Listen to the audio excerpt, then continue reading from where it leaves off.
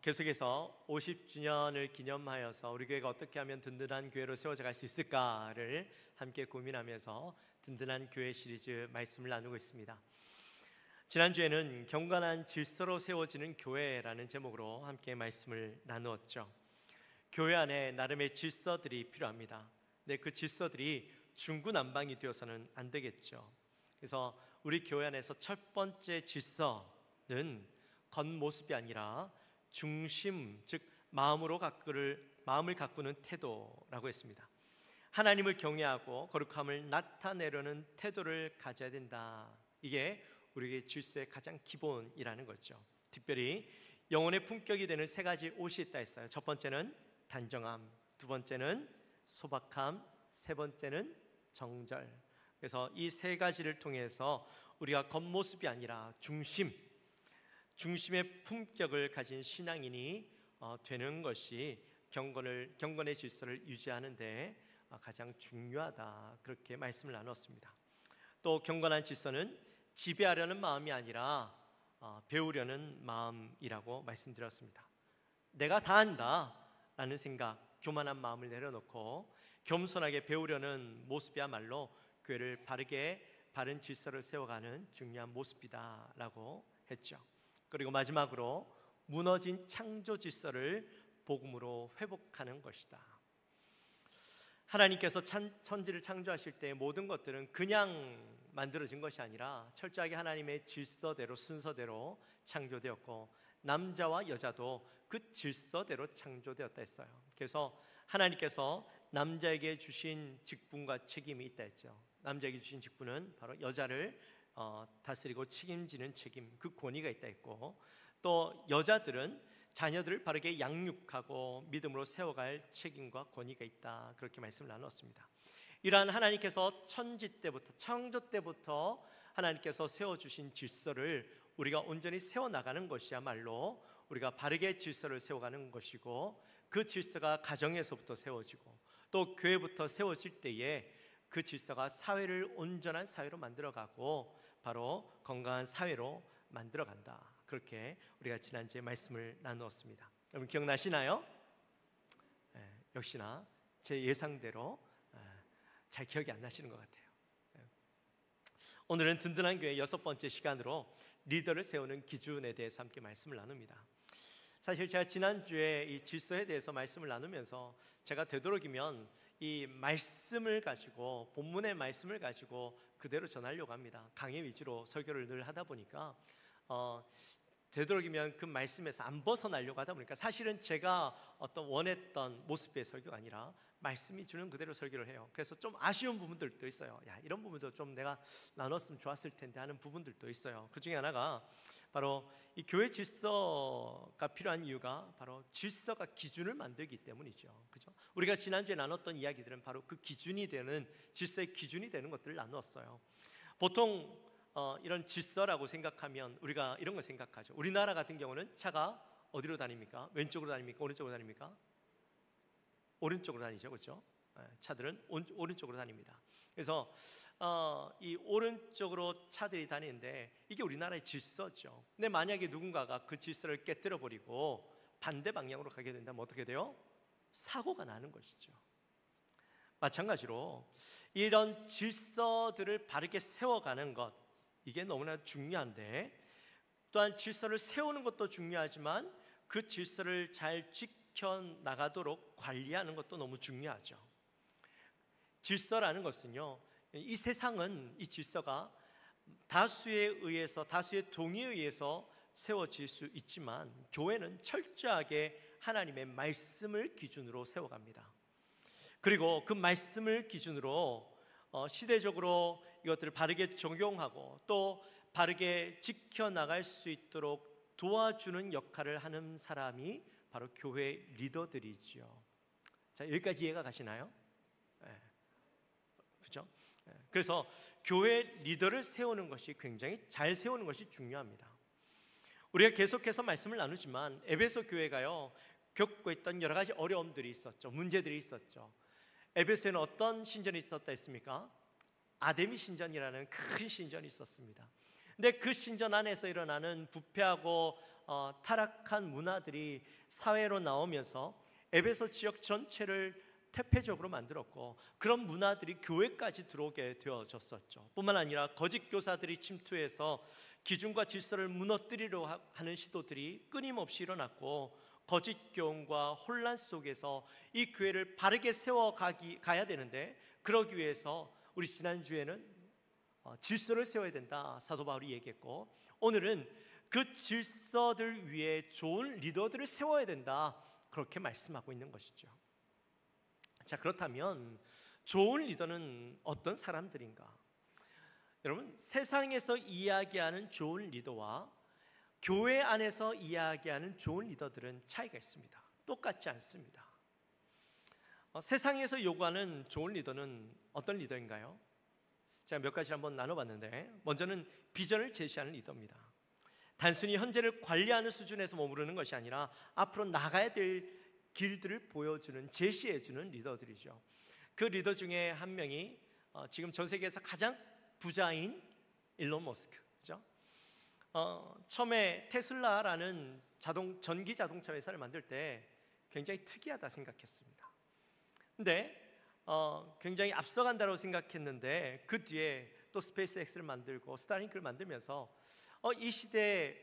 이 시대가 앞으로 나가게 될 방향들을 분명하게 보여주는 그런 길을 제시하는 사람이 바로 일론 머스크가 되어버렸죠. 또한 이 시대가 요구하는 리더는 성과와 결단력을 가진 리더예요. 세상은 위기 상황에서 머뭇거리지 않고 과감하게 결정하고 그 결과를 만들어내도록 요구하고 있는데, 그런 리더들 중에 대표적인 사람이 바로 우크라이나 대통령인 젤렌스키 대통령이죠. 이 러시아가 우크라이나를 침공했을 때 다들 이 젤렌스키에게 피난을 가야 된다, 그렇게 얘기했어요. 근데 젤렌스키가 피난 가지 않고 뭐라고 얘기했냐면, 나는 탈출이 아니라 탄약이 필요하다, 그렇게 얘기를 했어요. 그러니까 초반에 막 밀리는데 막 쏟아부으니까 미사일이 그 가운데 전부 다 국민들이 도망가려고 했는데, 이 대통령이 나라를 지키고 내가 싸우겠다 하니까 그 국민들이 그 자리에 멈춰서서 싸우기 시작한 거예요. 그래서 아직까지도 전쟁이 끝나지 않고 저렇게 하고 있는 거죠. 뿐만 아니라 전 세계에서 많은 나라들이 지원해주게 된 계기가 바로 저 때였어요. 그리고 오늘날 원하는 리더는 소통과 공감하는 리더죠. 지시하기보다 사람들의 목소리를 듣고 마음을 이해하는 리더를 원하는 시대죠. 그 대표적인 인물이 손흥민 아닙니까? 그렇죠? 손흥민, 세계적인 스타임에도 불구하고 늘 동료들을 먼저 세우고 팀을 먼저 생각하는 사람이죠. 골을 넣으면 물론 기뻐하기도 하지만 어떻게 해요? 자신에게 골을 넘겨줬던 그 선수에게 이 친구가 보내준 거라고 그렇게 막 지켜 세우기도 하고, 얼마 전에 미국에 가서 첫 골을 넣었잖아요. 근데 첫 골을 넣고 인터뷰를 하는데 그런 얘기를 하더라고요. 자기가 첫 골 넣은 것도 기쁘지만 자기에게 있어서 내가 골 넣는 것보다 우리 팀이 승점 3점을 가진 게 더 중요하다, 그런 이야기를 하더라고요. 무슨 이야기예요? 나 하나보다 우리 팀이 우승하는 게 나에겐 더 중요하다, 우리 팀이 더 중요하다, 그런 이야기를 하는 거예요. 그만큼 이 소통하고 공감하고 함께하는 팀워크를 이뤄가는 일에 더 많은 관심을 가지고 있는 사람, 그리고 또 이 시대가 요구하는 리더는 윤리와 도덕성을 가진 사람, 그렇죠? 아무리 성과가 커도 정직과 윤리가 무너지면 그 리더십은 오래 갈 수가 없죠. 그래서 그 윤리적인 부분들을 바르게 세워가기 위해서 노력하는 사람, 그 사람이 바로 대표적인 인물이 사티아 나델라라는 사람이죠. 이 사람은 마이크로소프트 CEO죠. 그가 윤리 경영을 시작하면서 이 마이크로소프트를 굉장히 건전하게 세워가고 있는 사람입니다. 이처럼 세상은 어떤 리더를 원한다고요? 비전을 제시해주고 또 결단력과 공감 능력, 또 윤리의 리더십들을 원하는 시대가 되었습니다. 자, 그렇다면 세상은 이런 사람들을 원하는데 교회는 그럼 어떤 리더십을 원하는가? 성경이 이야기하는 리더십은 어떤 모습인가? 우리가 함께 바라봤으면 좋겠습니다. 오늘 디모데전서 3장 말씀에 보면 교회가 세워야 될 리더의 기준을 우리에게 말씀해 주고 있죠. 첫 번째로는 교회의 리더는요, 사모함이 있는 사람이 세워져야 된다, 그렇게 말씀합니다. 우리 1절 말씀 같이 함께 읽겠습니다. 미쁘다 이 말이여 곧 사람이 감독의 직분을 얻으려 함은 선한 일을 사모하는 것이라 함이로다. 아멘. 말씀해 보니까 교회에서 직분을 얻으려고 하는 이유가 뭐여야 된다고요? 선한 일을 사모하기 때문이라. 선한 일을 사모하는 사람을 세워야 된다. 이 사모하다라는 말이 거기에 나오는데, 이 말은 영어 성경에 보면 desire라고 되어 있어요. 갈망하다 그렇게 되어 있어요. 또 원어로 보면 오레고마이라고 되어 있어요. 이 오레고마이라는 말의 의미는 무엇인가를 향해서 손을 뻗다, 온 힘을 다해서 갈망하다, 그런 의미가 있습니다. 여러분, 이 농부가요, 뜨거운 한여름에 밤늦은 시간까지 열심히 일을 했어요. 그러면 이 농부에게 가장 필요로 하는 게 뭘까요? 물 아닐까요? 그죠? 뜨거운 그 태양볕, 또 거기서도 일했지만 늦은 시간까지 이 일을 하다 보니까 아마 목이 탈 수밖에 없겠죠. 그 한 시원한 물 한 모금을 갈망하는 마음. 또 우리가 성경에서 주로 이 갈망을 이야기할 때마다 하는 이야기가 있는데, 사슴이 시냇물을 찾아 헤매이는 것처럼, 사슴이 왜 그렇게 시냇물을 갈망합니까? 사슴은 물이 없으면, 목이 마르면 죽을 수도 있기 때문이죠. 그죠? 그래서 물을 늘 목을 죽여줘야 되는데, 그 물을 너무 목이 마르니까 물을 찾아서 죽을지도 모르는 그 위험 때문에 갈망함으로 이리저리 막 뛰어다니는 모습을 우리가 말씀을 통해서 보았잖아요.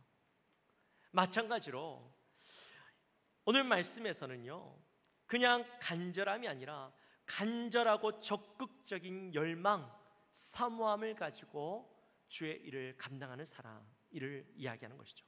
여러분, 교회 사역은 그냥 욕심과 명예로 할 수 있는 일이 아니에요. 성경에 감독이라는 표현이 나와 있잖아요. 오늘 본문에 감독이라는 표현이 나오는데, 이 감독이라는 말 때문에 사람들이 오해해요. 뭘 오해하냐면, 감독은 마치 말로 명령하고 평가하고 바라보는 자리인 것처럼 착각하는 건데, 감독이라는 자리는 그런 자리가 아니죠. 성경에서 이야기하는 감독은 절대적으로 본인이 움직이는 자리예요. 어제도 사랑방장 컨퍼런스를 했는데요, 사랑방장 컨퍼런스에서 제가 그런 말씀을 드렸어요. 우리 사랑방장님들이 때로는 성도들의 아픔과 상처를 함께 짊어지고, 또 때로는 오해와 비난 속에서도 견뎌내야 된다. 그래서 사랑방장으로 섬기는 것은 마치 십자가의 길을 가는 것과 같다, 그렇게 말씀을 드렸어요. 여러분, 만약에 교회 사역을 누군가가 알아주고 인정받고 마치 명예나 칭찬을 기대하고 그 일을 하게 된다면 거기에는 한계가 있을 수밖에 없어요. 사람들로부터 내가 인정받기 위해서 교회 일을 한다면 한계가 올 거예요.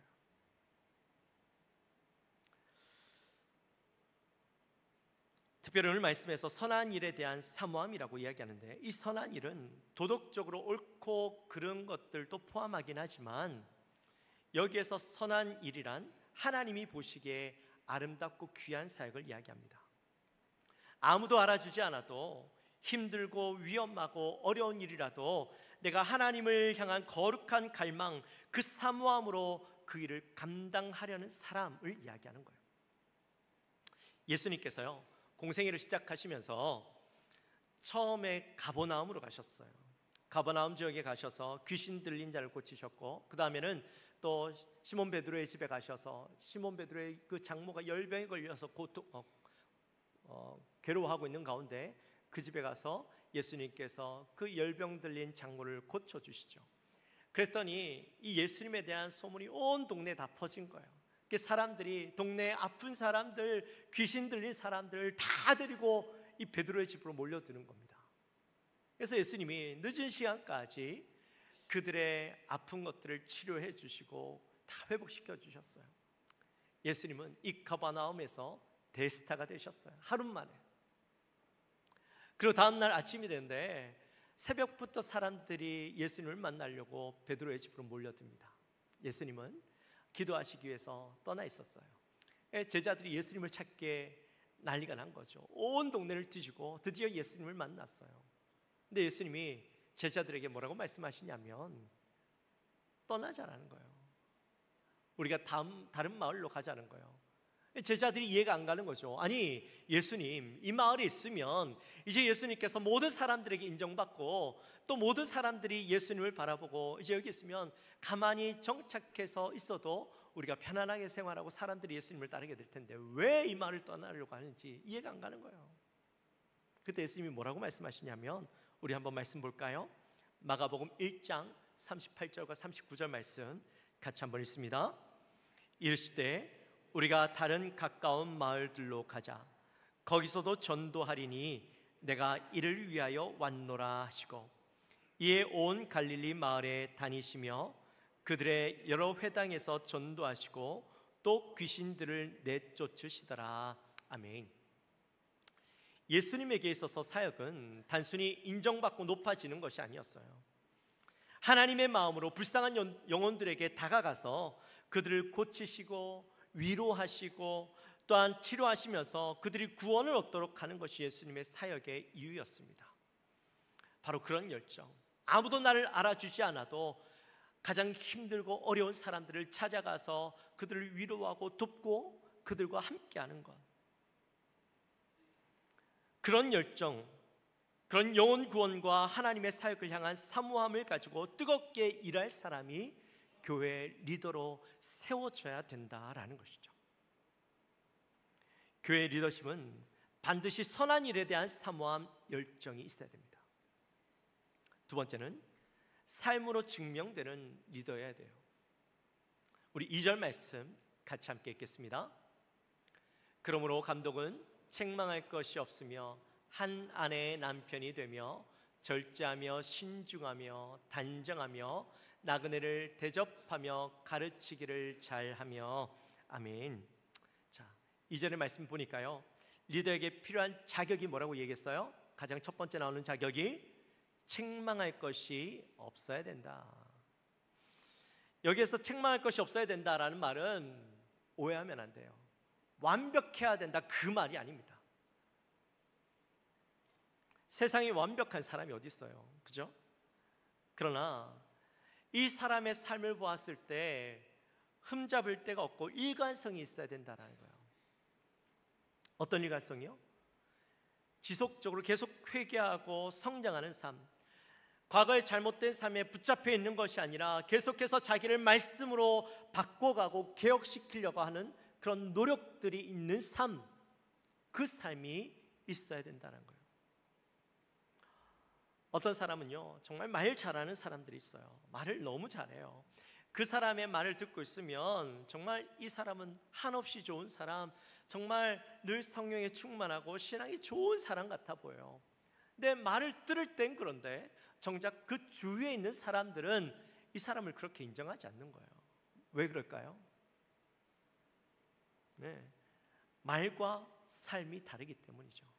말은 번지르르하게 잘하는데 삶은 따라주지 않는 거예요. 생각은 많은데 행동이 따라주지 않는 거예요. 그럼 그런 분들이 있죠. 정말 일을 하기 전에 생각을 너무 많이 해요. 생각을 너무 많이 하다 보니까 이미 지쳐버린 거야. 그래서 정작 행동으로 나타나지 않는 사람들, 마치 그런 모습인 것이죠. 특별히 그 사람에 대해서 가장 잘 드러나는 것이 어디냐면 가정이에요. 한 목사님이 이제 담임으로 가게 되었는데 사역을 시작하면서 얼마나 많은 염려와 걱정들이 있었겠습니까? 그래서 내가 어떻게 하면 좋을까 고민하다가 장로님을 찾아갔대요. 그 교회 장로님을 찾아가서 물었답니다. 장로님, 제가 어떻게 하면 좋은 목사가 될 수 있을까요? 그렇게 했더니 장로님이 이렇게 대답하셨대요. 목사님, 교회 모든 성도님들은 목사님의 설교를 듣겠지만 목사님의 아내와 자녀들은 매일 목사님의 삶을 보고 있을 겁니다. 목사님의 설교보다 목사님의 삶이 더 강력한 메시지가 될 겁니다. 삶이 설교가 될 때 성도님들은 목사님의 말씀에 귀를 기울이게 되겠죠. 이렇게 말씀했다라는 거예요. 이 목사님이 장로님을 찾아갔던 이유는 물론 좋은 목사가 되고자 했던 마음도 있겠지만 사실 자기의 마음에 부담되는 여러 가지 고민거리들을 털어놓고 좀 그래도 위로를 받고 싶었던 게 아닐까라는 생각이 들어요. 그런데 아마 이 얘기를 듣고 나서는요, 아마 큰 부담이 됐을 거예요. 내가 말씀을 잘하는 목사가 아니라 이제 삶까지 내가 더 증명해야 되는 이 부담감을 안고 살아가야 되니까 얼마나 힘들겠어요. 저도 이 말씀을 가만히 묵상하는데 참 마음에 부담이 되더라고요. 근데 틀린 말은 아니죠. 우리가 완벽한 사람을 원하는 건 아니지만 우리가 삶으로 그 삶을 살아내려고 하는가, 삶으로 그것을 증명해내려고 하는가, 그것을 누군가로부터 인정받는 게 좋은 리더로 세워지는 것 아니겠습니까? 사랑하는 성도 여러분, 여러분은 어떻습니까? 여러분은 가정에서 여러분의 신앙을 어떻게 평가합니까? 정말 좋은 신앙인으로 평가받고 있으십니까? 그렇게 되어지시기를 주님의 이름으로 축원합니다. 우리가 잘 아는 요셉이 있죠. 요셉이 이집트의 총리가 되어서 한 나라의 운명을 책임질 수 있었던 것은 그가 화려한 언변이나 정치적인 재능이 있었기 때문이 아니었어요. 그의 리더십은 이미 보이지 않는 곳에서부터 증명되고 있었어요. 우리가 요즘 말씀 나누고 있지만 형들의 미움으로 인해서 노예로 팔려갔죠. 그리고 보디발의 집에서 억울하게 누명을 쓰고 감옥에 가게 되었습니다. 그런데 요셉은 그런 억울한 상황 속에서도 정직함과 충성을 잃지 않았어요. 한탄하거나 불평하거나 그렇게 살아간 것이 아니라 그런 억울한 상황 속에서도 늘 정직하게 변함없이 자기의 삶을 살아갔어요. 유혹 앞에서도 내가 어찌 이 큰 악을 행하여 하나님께 죄를 지으리까 하면서요, 자신의 믿음을 지켜냈어요. 그렇게 하니까 결국에는 그의 삶이 보증수표가 되어졌고, 하나님은 그렇게 작은 일에도 늘 변함없이 충성하는 그를 들어쓰셔서 총리가 되게 하신 것이죠. 어떤 분들은 지금 부족해도 직분을 맡기면, 리더의 자리에 가면 그 직분에 리더에 맞는 사람이 될 거야 라고 이야기하시는 분들이 있어요. 어느 정도는 동의해요. 그런 분들도 있죠. 하지만 기본적으로 삶으로 증명되지 않는 리더에게 막연한 기대감으로 그에게 일을 맡기고 리더의 직분을 맡기게 된다면, 자칫하면 하나님의 이름을 더럽히고 교회를 어지럽게 만드는 사람이 될 수도 있는 거예요. 그래서 우리 교회도 이제 직분자 투표를 우리가 2월 달에 했잖아요. 원래 1월 달에 하려고 했는데 12월 달에 이제 직분 임직식을 하게 됩니다만, 왜 이렇게 긴 시간을 두느냐? 이것은 그 시간 동안 그분에 대한 신앙을 점검하는 거예요. 처음에 피택되신 분들에게 제가 몇 가지를 말씀드렸어요. 여러분들에게 이런 부분들을 잘 지켜주십시오. 그렇게 말씀드리고 계속해서 검증을 합니다. 지켜보고 있는 거예요. 그분의 삶을 검증해요. 이 직분에 합당한 삶을 살려고 노력하고 있는지, 또 리더로서의 모습을 보여주고자 어떤 노력을 하고 있는지 계속해서 보고 있는 거죠.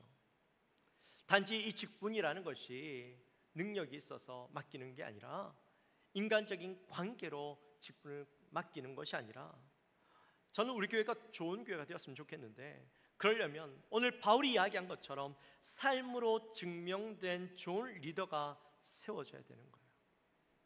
완벽한 리더가 아니라 끊임없이 노력하는 리더, 내가 하나님의 말씀을 온전히 살아내려고 하는 리더가 세워져야 된다는 거예요. 우리 교회도 그런 리더들이 필요하고, 또한 그런 리더들이 많이 세워져야 되는 것이죠. 또 세 번째로는요, 믿음과 섬김의 모범으로 검증되는 리더입니다. 우리 9절 말씀 같이 한번 읽을까요? 깨끗한 양심에 믿음의 비밀을 가진 자라야 할지니. 아멘. 여러분, 믿음의 비밀이 뭡니까? 믿음의 비밀. 믿음의 비밀. 믿음의 비밀은 바로 복음이죠. 우리가 어떻게 구원을 받았는가? 십자가의 사랑과 부활의 은혜를 아는 것, 이것이 바로 믿음의 비밀인데, 사도 바울은요, 이 믿음의 비밀이 머리에서부터 시작해서 가슴으로 내려오고 그 다음에는 손과 발로 이어진다, 그렇게 이야기합니다. 구원의 진리를 알고 그 진리 앞에서 깨끗한 양심을 가지고, 그리고 그 양심을 가지고 손과 발로 섬김으로 움직여진다라는 거예요. 이 구원의 은혜에 대한 분명한 확신과 믿음이 없으면 가슴과 손까지 이어지지 않는 거예요. 사도행전 6장에 보면 예루살렘 초대교회에 큰 문제가 발생하죠.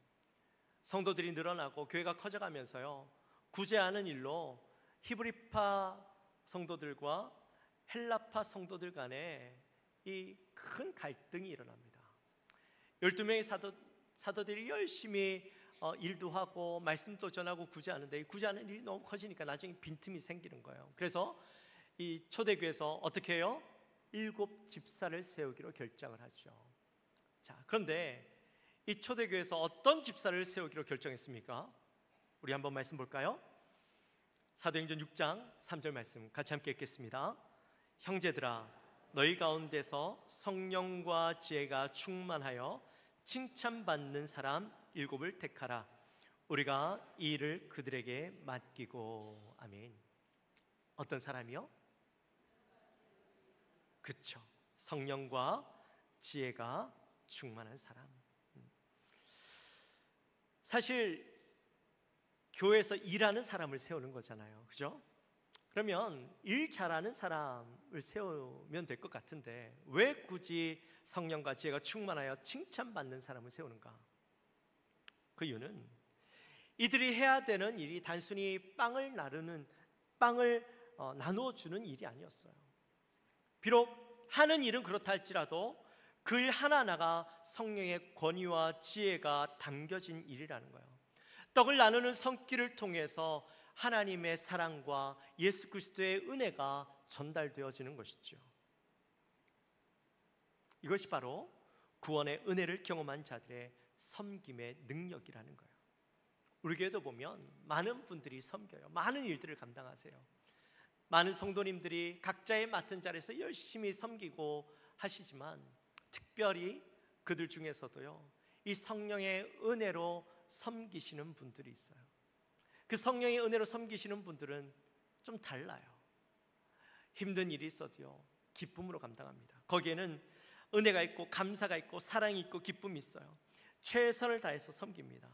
그리고 그 섬김의 자리가 지나간 자리에는요, 감동이 있어요. 처음에 직분을 맡고 사역을 감당하게 될 때는요, 다들 열심히죠. 열심히 안 하시는 분들이 없어요. 근데 시간이 지나면 어때요? 그 열심이 시들해지죠. 섬김의 순수한 마음들이 사라지고 마음에 자꾸 불평, 불만이 일어나기 시작합니다. 그리고 일하는 자리에서 자꾸 멀어지려고 하는 마음들이 생깁니다. 여러분, 왜 이런 모습들이 나타날까요? 너무 열심히 일하다 보니까 번아웃이 와서 그럴 수도 있죠. 근데 대부분의 분들은 이 번아웃 때문이 아니라 영적 무감각 때문에 이런 일들이 일어나는 거예요. 일은 해요. 일은 열심히 해요. 근데 일을 하면서요, 그냥 일이 되는 거예요. 거기에는 하나님, 예수님이 없어요. 그냥 맡겨진 일이다 보니까 열심히는 하는데 하면 할수록 고갈되어지는 거예요. 힘이 빠지는 거예요. 지치는 거예요.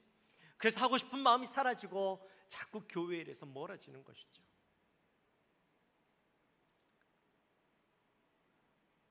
혹시 여러분들 중에 이 영적 무감각 가운데 계신 분이 없습니까? 그러면 여러분들 스스로에게 물어야 돼요. 나는 혹시 여전히 하나님을 향한 뜨거운 사모함으로 불타고 있는가? 영혼을 향한 뜨거운 사모함으로 불타고 있는가? 나는 지금도 주님의 은혜를 사모함으로 일을 감당하고 있는가? 물어야 되는 거예요. 혹시 내가 이런 영적 무감각 가운데서 벗어나고 있지 못하다면, 처음에는 좋은 리더로 보여졌던 그런 분들이 나중에는 영적 걸림돌이 되어서 그 자리에 서 있는 것을 보게 되는 것이죠. 혹시 나는 영적 걸림돌이 되고 있지는 않는가 되돌아봐야 되는 거예요. 우리 영광교회 모든 성도님들은 영적 무감각에서 벗어나서 사모함의 열정을 가지게 회복하는 우리 모든 성도님들이 되어주시기를 주님의 이름으로 축원합니다. 그리고 마지막으로 이런 리더의 모습은 모두가 따라할 영적 성숙의 모습이라는 거예요. 오늘 이 본문의 말씀은 단순히 리더들에게만 해당되는 것이 아닙니다. 여러분, 왜 이런 리더들이 세워져야 되는 거예요?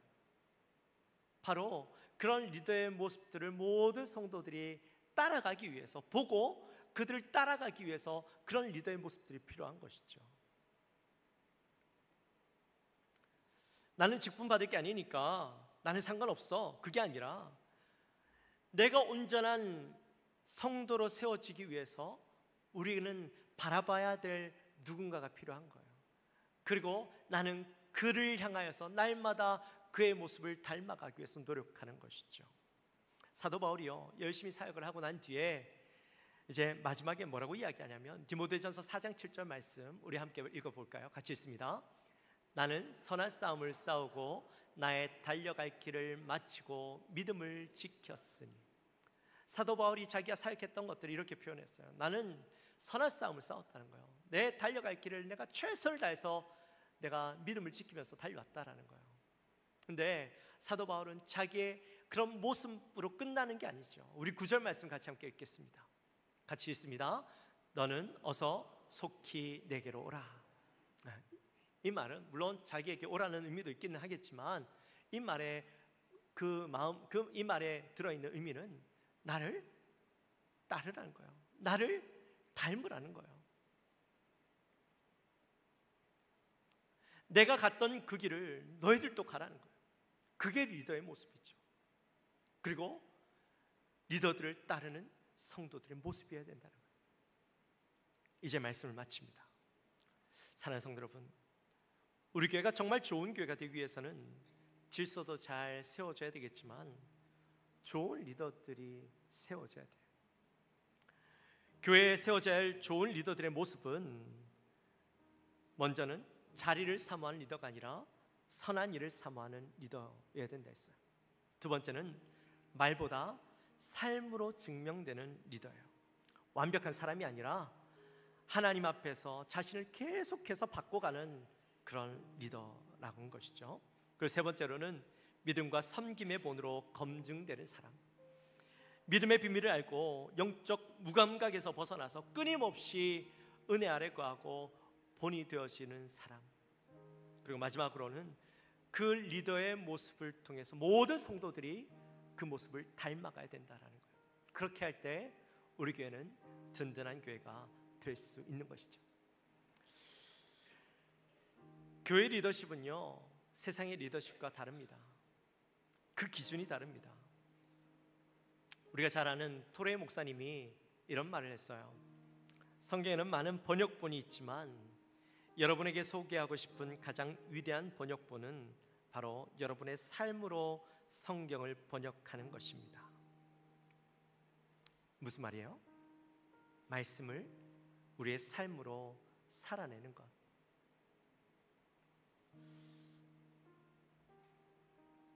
우리 교회에 꼭 필요로 하는 멋진 리더들, 교회가 필요로 하는 그런 리더들이 세워지고 모든 성도님들은 그 리더들을 따라서 믿음을 행하며 삶으로 말씀을 살아내는 그런 멋진 교회가 되어지기를 주님의 이름으로 축원합니다.